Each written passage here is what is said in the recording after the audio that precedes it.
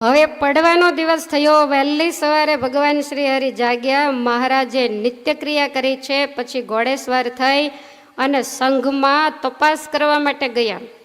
ત્યાં તો વહેલી સવાર બધાય જાગ્યા હોય, સ્નાનાદિ ક્રિયાઓ અલગ અલગ સ્થાનોમાં કરતા હોય. વન વગડામાં જંગલમાં જાણે કે મંગલ થયું હોય એમ ઉતારે ઉતારે સંતો હરિભક્તો બધાય પ્રભાતિયા બોલે છે. કોઈ પરચા પ્રકરણો બોલે, કોઈ સ્નાન કરે, કોઈ પૂજાપાઠ કરે છે. કોઈ વળી આ બધું પતી ગયું હોય તો ટોળે વળી અને ભગવાનની અસવારીની વાતો કરે છે. ભગવાન શ્રી હરિ ઉતારે ઉતારે ફરી સૌની સંભાળ લેતા પૂછે છે કે કોઈની ખર્ચી ખૂટી ગઈ હોય તો કહેજો, કાંઈ ચીજ વસ્તુઓ જોતી હોય. એ વખતે વાહન વ્યવહાર નહોતા, દૂર દૂરથી 200-500 ગાંવથી આવ્યા હોય, સાથે ખર્ચી લાવ્યા હોય અને કદાચ ખૂટી ગઈ હોય તો હવે ઘરે પાછું એ પહોંચવું તો પડે. એટલે મહારાજ કે કાંઈ જોઈતું હોય તો કહેજો, અમે આપશું, કોઈ મૂંઝાશો નહીં. બધા ભક્તો જ્યાં જ્યાં ઉતારે તંબુએ જાય ત્યાં ભક્તો આવીને દર્શન કરીને મહારાજને દંડવટ કરે અને મહારાજને કહેશે કે પ્રભુ તમારી કૃપાથી સંઘમાં કોઈને કોઈ વસ્તુની કમી નથી અને આજ સુધીમાં 3 દિવસમાં પ્રભુ 100 જેવી પણ કોઈની એક પણ વસ્તુ ખોવાણી નથી અને મહારાજ આંખ માથું પણ કોઈને દુખ્યું નથી. ભગવાન બહુ રાજી થયા. પછી મહારાજ ઉતારાના પાછલા દરવાજે ગયા, જ્યાં ચોકી પેરો ભગા શેઠે મૂકેલો. તો ત્યાં હાથરોલીના ઠાકોર, એના ભીલો, જોબન પગીના ભીલો, ભાવનગરની આરબની બેરક, સિપાહીઓ, જમાદારો, સુબેદારો, તીરંદાજો આ બધાય ભગવાનના દર્શન કરવા માટે દોડ્યા. જે ભરી બંદૂકે 2-3 દિવસથી ચોકી પેરો કરી રહ્યા છે. મહારાજે બધાને દર્શન આપ્યા. બધાએ પોતાની જાતને કૃતાર્થ માની છે. ત્યાર પછી કાઠી, આયર, રાજપૂત, કોળી, ભીલ, મિયાણા વગેરે બધાએ મહારાજના દર્શન કર્યા. બધાની વૃત્તિ એમાં ખેંચાઈ ગઈ. મહારાજને મુજરો કર્યો છે. ભગવાન શ્રી હરિએ બધાને દર્શન આપ્યા અને મહારાજ પાછા ઉતારે પધાર્યા. આ બાજુ ભગાદોશીએ સવારથી બધાને કહી દીધું કે ભગવાન સભા સ્થાને પધારે ત્યાર પહેલાં જ તમે મોટા મોટા રંગના રંગેડા તૈયાર કરાવી અને ત્યાં ગોઠવી દેજો. ગાડાઓ ભરી ભરી અને ગુલાલ લઈ જજો. એટલે ભક્તો બધા જ સેવામાં ગોઠવાઈ ગયા છે. રંગના મોટા મોટા રંગેડાઓ ભર્યા. ચિત્ર વિચિત્ર રંગના રંગ તૈયાર કરવામાં આવ્યા છે અને ગાડાઓ ભરી ભરીને ગુલાલ સીધા નીચે ઠાલવા એટલે મોટા મોટા ગંજ ઢગલા થયા છે. ભગવાન શ્રી હરિને ભક્તોએ વિનંતી કરી છે કે મહારાજ આજ આપને રંગે રમવાનું છે. એટલે મહારાજે શ્વેત વસ્ત્રોને ધારણ કર્યા છે અને ભગવાન શ્રી હરિ વાજતે ગાજતે રંગોત્સવ કરવા માટે પધાર્યા છે. તળાવની પાળે લીંબ વૃક્ષોની ઘેરી ગટા, પાણી પણ ખૂટે નહીં. તળાવમાંથી લાવી અને ભક્તો રંગ તૈયાર કરે છે. સુંદર મજાનો ફૂલનો ઝૂલો તૈયાર કરવામાં આવ્યો. એમાં નરનારાયણ દેવને પધરાવી મહારાજે એનું પૂજન કર્યું. આ પુષ્પદોલ ઉત્સવ કહેવાય. ફાગણ વદ પડવાનો દિવસ એટલે નરનારાયણ જયંતી, આપણા જેવા જીવોના કલ્યાણ માટે અને સહસ્ત્રકુંચી દૈત્યના ત્રાસમાંથી આ ધરતીને મુક્ત કરવા માટે ધર્મદેવ અને મૂર્તિ દેવીને ત્યાં 2 સ્વરૂપે ભગવાન પ્રગટ થયા છે. 5-5 વર્ષની ઉંમર જેની હતી જ્યારે પ્રગટ થયા ત્યારે, એટલે ફૂલના ઝૂલામાં પધરાવી અને ફૂલદોલ ઉત્સવ થાય. સાવ નાના હોય તો પારણીય હોય, પણ અસુરનો ત્રાસ એટલો બધો હતો કે નાના રહેવાય એવું જ નહોતું. એટલે ભગવાન આ રીતે પ્રગટ થયા. ભગવાન શ્રી હરિએ નરનારાયણ દેવનું પૂજન કરી અને પુષ્પના દોલામાં એને ઝુલાવ્યા અને પછી મહારાજે આરતી ઉતારી અને પ્રભુ મંચ ઉપર બિરાજમાન થયા છે. તમામ નગરજનો, દેશાંતરના હરિભક્તોની ભીડ ભરાણી છે. મોટા મોટા રંગના જે દેગડાઓ હતા એ ભગવાન શ્રી હરિની આગળ મૂકવામાં આવ્યા. સુવર્ણની સુંદર પિચકારી ભગવાનના હાથમાં ભગાદોશીએ આપી છે. બીજા બધા સંતો, કાઠીસ્વારો એણે પણ પિચકારીઓ લીધી. ગાડું ભરીને પિચકારી મગાવી હતી બધાને રમવા માટે.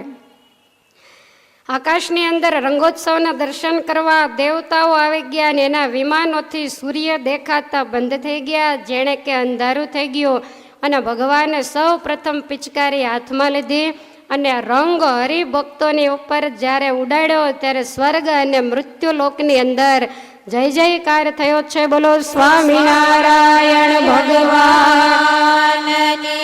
જય. હરે કૃષ્ણ મહારાજની જય. પછી મહારાજે બધાય સંતો અને ભક્તોને આજ્ઞા આપી છે કે સામ સામે બે તડા કરી અને બધાય રંગે રમો. જો આવું ન કરે તો બધાય પિચકારી ભગવાન ઉપર જ ઉડાડે. અને ગઢપુરમાં આવું થયેલું ને ત્યાર પછી ભગવાન કાયમ વ્યવસ્થા કરતા. ચારેય બાજુથી બધાય મહારાજ ઉપર પિચકારીઓ ઉડાડવા લાગ્યા. તે મહારાજ તો મૂંઝાઈને લીમડા માથે ચડી ગયા. તે નીચેથી બધા પિચકારીઓ મારે. પછી મહારાજ ખીજાયા. મહારાજ કે આ કઈ રંગ રમવાની રીત છે? અમે એક ને તમે અનેક. અમારી આંખો ઉઘડતી નથી, માટે આવી રીતે નહીં, અરસપરસ બધાય રમો. અમારો પ્રસાદીનો રંગ તમારે લેવાનો હોય, તમે અમારા ઉપર તૂટી પડે. એટલે નિત્યાનંદ સ્વામી કહે છે કે મહારાજ આવતા રહ્યો. સ્વામીનું શરીર જબરું.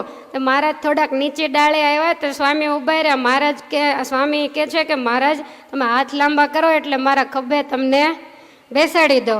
તો મહારાજે આમ બે હાથ લાંબા કર્યા ને તે સ્વામીએ હાથમાં સોનાના કડા હતા એ કાઢી લીધા અને પછી કે હવે જાઓ. મહારાજ કે સ્વામી હાથે કઈ રીત છે? અમને એમ કે નીચે ઉતારશો.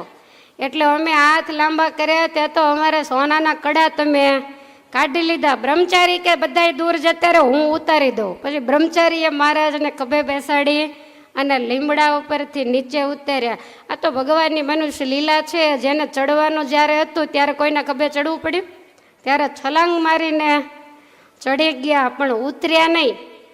બ્રહ્મચારીના ખભા ઉપર બેસી અને મહારાજ નીચે ઉતર્યા. એટલે મહારાજ જ્યારે જ્યારે રંગોત્સવ કરે ત્યારે સામસામા બધા એને ગોઠવી દે કે તમે બધા અંદરો અંદર રંગે રમો અને અમે બધા ઉપર પિચકારીથી પ્રસાદીનો રંગ ઉડાડીશું. આકાશ અને અવની ઉપર રંગની છોડો ઉછળવા લાગી. વિવિધ પ્રકારના વાજાઓ વાગવા લાગ્યા. આખું બ્રહ્માંડ ગાજવા લાગ્યું. સંતો અનેક પ્રકારે હોળીના પદ બોલે છે અને પિચકારીમાં તો કેટલોક રંગ આવે. એટલે ભગવાન શ્રી હરિને એમ થયું કે આવી રીતે મેળ નહીં પડે. બધાય રમે છે. ભગવાન શ્રી હરિએ પિચકારી એક બાજુ મૂકી દીધી. તાંસળા ભરી ત્રિભુવન નાથે નાખ્યો રંગ તે સર્વને માથે. પિચકારી મૂકીને મોટા મોટા તાંસળા લીધા. સૌને રસ બસકી દાતે કાળ નાખ્યો ઉપર ફાટે ગુલાલ. પેલા રંગ નાખ્યો, પછી ઉપર ફાટે ને ફાટે ગુલાલ નાખ્યો. છાંટો એહ પ્રવાહનો લાગે તેના પાપ પુરાતન ભાગે. એક જ છાંટો જો આ રંગનો લાગી જાય તો એના પૂર્વ જન્મના તમામ પાપો છે એ બળી અને ભસ્મ થાય. હરિભક્તો પણ સામા સામા રમે છે. એ તો ભગવાન કરતા આગળ વધ્યા. કુંભ રંગ ભરેલા ઉડાડે પટ ભેરુને પકડીને પાડે. મહારાજે તાંસળા લીધા. આ લોકોએ આખે આખા ગળા લીધા. સીધા એકબીજા ઉપર ગળા નાખે છે. એક એકની ચોટલી જાલે કરકંઠમાં જોરથી આલે. કોઈ મુખમાં ભરે ગુલાલ રંગે કોઈ રાતા કરે ગાલ. બે હાથમાં રંગ લઈ અને એકબીજાના ગાલ લાલ કરે છે. કોઈ હારીને નાસી નીકળે હાસ્ય રસની હદ ત્યાં વળે. કોઈ કંટાળી જાય એટલે ઘડો અને પિચકારીને બધું પડ્યું મૂકીને મુઠ્ઠીઓ વાળીને ભાગી જાય. બધાએ તાળીઓ પાડી અને ખૂબ હસે છે. દરેક ગામના હરિભક્તો સામ સામે રંગે રમે છે. કોઈ હારતું નથી. મહારાજે તમામ સંતો અને ભક્તોને રસબસ કર્યા. પ્રસાદીનો રંગ ગુલાલ બાઈઓને પણ આપ્યો છે. એ પણ બધાએ અંદરો અંદર ખૂબ રંગથી રમ્યા છે. આકાશમાંથી દેવતાઓ પુષ્પની વૃષ્ટિ કરે, અપ્સરાઓ નૃત્ય કરે, આજ ગાંધર્વો હરિગુણ ગાય છે. મૃત્યુલોકના મનુષ્યના ભાગ્ય વખાણે રંગનો પ્રવાહ ચાલ્યો. મહારાજ કે આ પ્રવાહ ઉતાવળી નદીમાં ભળે ને ત્યાં સુધી રંગ ઉડાડવાનો છે. 2 હરિભક્તોને જોવા મોકલ્યા કે નદીમાં પ્રવાહ બળે ને ત્યારે અમને કહેજો. ભગવાન શ્રી હરિને સમાચાર મળ્યા કે મહારાજ પ્રવાહ નદીમાં ભળી ગયો છે. ભગવાન જોવે કોઈની પિચકારીઓ પડી જાય તો પ્રવાહમાં તણાવવા માંડે, એટલો રંગ ઉડાડ્યો જાણે કે વરસાદ પડ્યો હોય અને પિચકારી પ્રવાહમાં તરતી હોય ને તો માછલા તરતા હોય એવું લાગે. હવે એકબીજાને ધક્કામુક્કી કરતા હોય તો માથેથી પાઘડી પડી જાય, એ પાઘડી રંગના પ્રવાહમાં તણાતી જાય એટલે કાચબા તરતા હોય એવું લાગે. કોઈને માથેથી ફેંટા પડી જાય, હવે ફેંટાને બહુ લાંબા છેડા હોય, એ તરતા તરતા જાતા હોય તો જાણે કે સર્પ જાતા હોય એવું લાગે. પગમાંથી કોઈને પગરખા નીકળી જાય તો એ તરવા માંડે, જુદા જુદા જળજંતુઓ સમાન શોભે છે. અને કોઈ લપસીને એ પાણીના પ્રવાહમાં પડે તો મોટો મગરમચ્છ પડ્યો હોય એવું લાગે છે. બધાય સંતો જાણે કે આ પાણીના પ્રવાહમાં રંગીન તળાવમાં લાલ કમળો ખીલ્યા હોય એવા શોભી રહ્યા છે. શરણાઈ ભૂંગળના શોર થાય, જાણે દેડકા અને મોર ચોમાસામાં બોલતા હોય એવું લાગે છે. અને છેવટે રંગ ગુલાલથી ઢીચણ સમો કિચડ થયો. આધારાનંદ સ્વામીના શબ્દો છે. દેવતાઓને એમ થયું કે આપણને રંગની પ્રસાદી તો મળી નહીં, એટલે દેવતાઓ જુદા જુદા રૂપ લઈ અને જે રંગ હતો ને એને ખોબે ને ખોબે વિમાનમાં ભરવા માંડ્યા. પેલો કિચડ જે માટી હતી એ પોતાના વિમાનમાં ભરીને દેવો લઈ ગયા. શા માટે? તો કે જ્યારે સ્નાન કરે ત્યારે પહેલો પ્રસાદીનો કિચડ શરીર સાથે ચોળે અને પછી સ્નાન કરે. તો દેવોએ આ પ્રસાદી લીધી અને હરિભક્તોએ પણ આ પ્રસાદી લઈ લીધી. કારણ કે રોજ સ્નાન કરતી વખતે અંગ ઉપર એનું લેપન થાય. આવી રીતે ભગવાન શ્રી હરિ રંગે રમે છે. અને સંતોએ સુંદર મજાના કીર્તનો બનાવ્યા છે કે હરિ ખેલત હોરી રે સાવરો, હરિ ખેલત હોરી.